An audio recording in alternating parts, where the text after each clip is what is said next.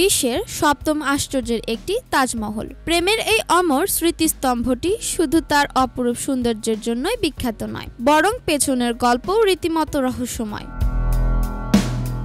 ১৬৩১ সাল মোগল সম্রাট শাহজাহানের প্রাণপ্রিয় স্ত্রী মমতাজ মহল মারা যান। তার মৃত্যুতে শোকাহত শাহজাহান নির্মাণ করেন এক অসামান্য সৌধ তাজমহল। এটি নির্মাণ করতে সময় লেগেছিল প্রায় ২২ বছর।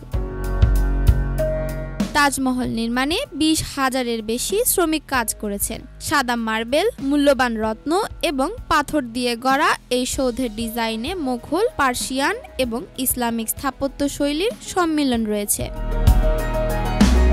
তাজমহলের মূল সৌধটি স্থাপন করা হয়েছে একটি বিশাল প্ল্যাটফর্মের ওপর। এর চারপাশে আছে ৪টি সুউচ্চ মিনার, যা ভূমিকম্প ও প্রাকৃতিক দুর্যোগ থেকে সুরক্ষা দেয়।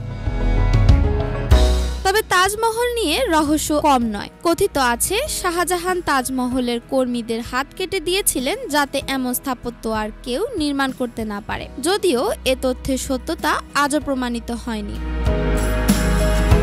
আজও তাজমহল তার অপরূপ সৌন্দর্য নিয়ে দাঁড়িয়ে আছে আগ্রায়। এটি শুধু প্রেমের নিদর্শনই নয়, বরং মোগল সাম্রাজ্যের স্থাপত্য ও সংস্কৃতির এক অনন্য নিদর্শন।